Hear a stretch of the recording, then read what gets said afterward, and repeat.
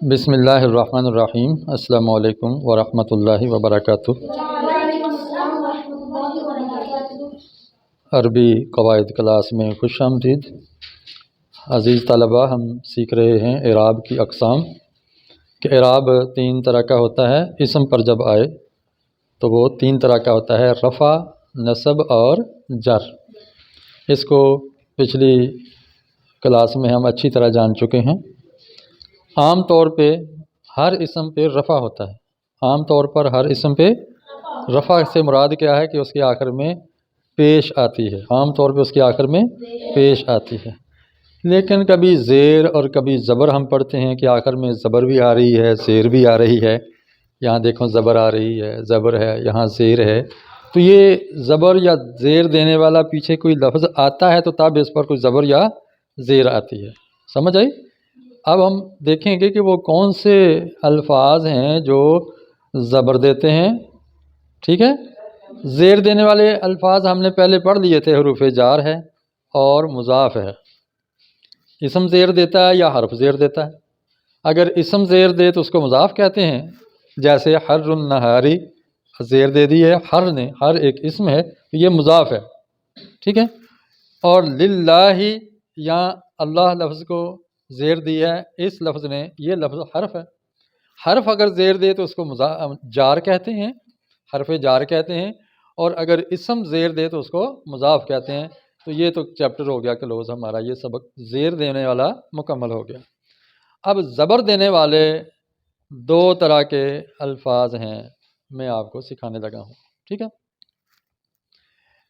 ان الفاظ کا ایک گروپ یہ ہے: ان، کأن، لیت، لیکن، لعل۔ اور یہ نصب دینے والے حروف ہمیشہ جملہ اسمیہ پر آتے ہیں۔ کس پہ آتے ہیں؟ جملہ اسمیہ پر آتے ہیں۔ اور آپ جانتے ہیں کہ جملہ اسمیہ کے دو بڑے بڑے حصے ہوتے ہیں۔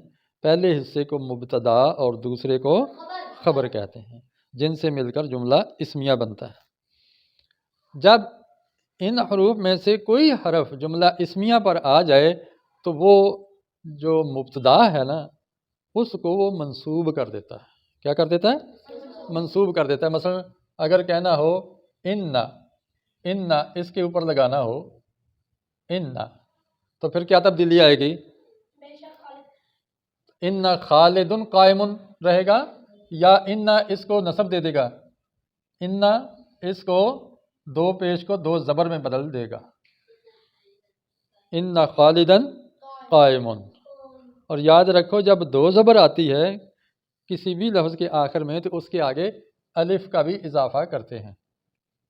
الف کا بھی آپ نے پڑھا ہوگا، سورہ نبا پڑھیں تو اس سمے ہر آیت کے آخر میں دو زبر اور اس کے آگے الف بھی موجود ہے۔ ٹھیک ہے، اچھا، ان خالدن قائم، اگر ان اس پر آ جائے تو پھر کیا پڑھیں گے؟ ان الولد یا ان الولدہ؟ تو یہ ان مبتدا کو کیا کر دے گا؟ نصب دے دے گا۔ نصب سے کیا مراد ہے کہ آخر پہ زبر، تو کیا بن جائے گا؟ ان الولد کاسل، ان الولد کاسل۔ اگر یہ ان اس پر آ جائے تو پھر کیا تبدیلی آئے گی؟ ان الرجل، اور یہ جو صفت ہے اپنے موصوف کے مطابق ہوتی ہے، کہ یہ اس پر بھی زبر ہی آئے گی کیونکہ یہ صفت اپنے موصوف کی بات مانتی ہے۔ تو ان الرجل الصادق ناجح۔ اگر یہ ان اس سے پہلے پڑھا جائے تو کیا پڑھیں گے؟ حر النہاری شدید۔ تو مبتدا جتنے بھی ہیں وہ منصوب ہوتے چلے جائیں گے۔ پہلے مبتدا پر پیش آ رہی تھی یعنی مرفوع تھے۔ ان حرف مشبہ بالفعل یا حروف ناصبہ، میں اس کو حروف ناصبہ کہنا چاہتا ہوں، لیکن نحوی لوگ اس کو کہتے ہیں حروف مشبہ بالفعل۔ اس کو کیا کہتے ہیں؟ حروف مشبہ بالفعل، مشبہ بالفعل۔ یہ حروف مشبہ بالفعل کیا کرتے ہیں کہ مبتدا کو نصب دے دیتے ہیں۔ نصب ہم نے پڑھا ہے کہ لفظ کے آخر میں زبر آئے تو اس کو نصب کہتے ہیں۔ اچھا، یہاں ہم کیا کریں گے؟ اس کے شروع میں ان لگاؤ تو کیا بنے گا؟ ان النہار طویل، یہاں دو زبر کیوں نہیں آئی؟ یہاں دو زبر تھی، یہاں دو زبر کیوں نہیں آئی؟ ال آ گیا۔ یہاں دو زبر کیوں نہیں آئی؟ ال آ گیا۔ یہاں ایک زبر کیوں آئی ہے؟ یہ ال نہیں آیا تو یہاں دو زبر ہونی چاہیے تھی۔ آپ بتائیں، پھنس گئے نا بھئی؟ یہ مضاف ہے، مضاف اور تنوین ال نہیں آتا، تنوین نہیں آتی۔ سن رہے ہو آپ؟ نہیں سن رہے۔ ان الکتاب رجل، ٹھیک ہے، ان نہ داخل کریں تو اسی طرح آئے گا۔ کیا پڑھیں گے اس کو؟ ان الکتاب سہل، کیا تبدیلی ہوئی ہے؟ ان حرف مشبہ بالفعل نے مبتدا کو نصب دے دیا، مبتدا کو نصب دے دیا۔ یہاں کیا تبدیلی آئے گی؟ ان الملکہ، ان الملکہ ظالم۔ اچھا یہاں کیا تبدیلی آئے گی؟ یہاں دو پیش تھی تو کیا کریں گے؟ ایک دو زبر لگائیں گے، اور جب دو زبر آگے تو آگے الف بھی آتا ہے۔ دو زبر آئے تو آگے الف بھی، ہاں اگر گول تا ہو یہاں پہ تو پھر الف نہیں آتا، گول تا پر دو زبر ہو تو پھر الف نہیں آتا، اس کے علاوہ پر الف آتا ہے۔ تو ان خلیلا بخیل، کیا آپ سمجھے ہیں؟ اچھا اب یہ 6 حروف ایسے ہیں جن کے معنی دیکھیں۔ بے شک، ان کا معنی بے شک، ان کے، کأن گویا کہ، لیتا کاش، لیکن لعل اگر کہنا ہو ان خالدا قائم، کیا ترجمہ بن جائے گا؟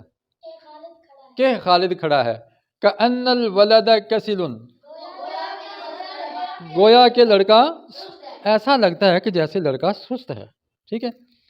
لیت الرجل الصادق ناجح، کاش سچا آدمی کامیاب ہوتا۔ لیکن حر النہار شدید، لیکن دن کی گرمی، لعل النہار طویل،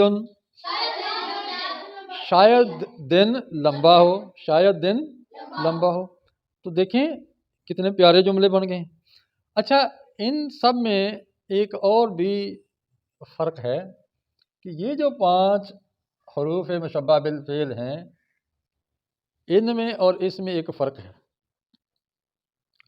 وہ فرق کیا ہے کہ ان جملے کے شروع میں آتا ہے، اور یہ جو ہیں یہ جملے کے درمیان میں آتے ہیں، ٹانکا لگاتے ہیں۔ جیسے مرکب جملہ نہیں بناتے جا، سادہ جملہ کو کیا بنایا تھا؟ مرکب، درمیان میں ٹانکا لگا کے۔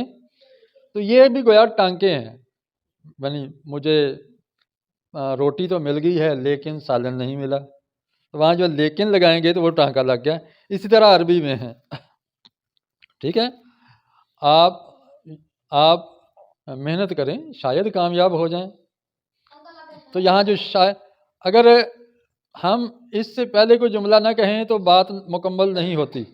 مثلا کہتا ہوں شاید وہ کھڑا ہو، اب بات پوری نہیں ہے، بات پوری، آپ نے کہا ہے کہ وہ کھڑا ہے، شاید وہ کھڑا ہو، اب جملہ پورا ہے۔ یہ 2 جملوں کے درمیان میں آتا ہے، اور یہ ایک ہی جملے کے شروع میں آ جاتا ہے، یہ ایک فرق ہے۔ اب ان آیات پہ غور کریں۔ اللہ کو نسب کس نے دیا؟ اس لفظ اللہ کو ان نے، فا الگ حرف ہے، ٹھیک ہے۔ العزت کو منصوب کیوں کیا؟ الناسا کو منصوب لیکن، اکثرا کو نسب کس نے دیا؟ لیکن، الساعۃ کیوں منصوب ہے؟ لعل آ گیا ہے، اور کا یہاں ضمیر آ گئی ہے، یہ بھی منصوب ضمیر ہے ان کی وجہ سے۔ یہاں کا منصوب کیوں ہے؟ لعل کی وجہ سے، اور یا کیوں منصوب ہے؟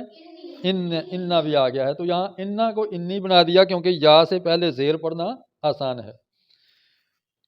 اگلے سبق میں ہم سیکھیں گے کہ جب ضمیر آ جائے تو اس میں کیا تبدیلی آتی ہے۔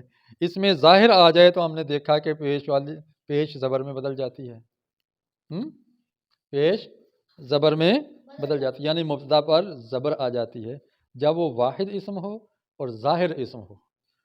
اور آگے ضمیر کے بارے میں بھی انشاءاللہ پڑھیں گے۔ تو اتنا آپ یاد رکھیے گا، ان حروف کے معنی یاد کر لیں اور ان حروف کا نام یاد کریں اور ان حروف کا عمل یاد کریں۔ ان حروف کا نام کیا ہے؟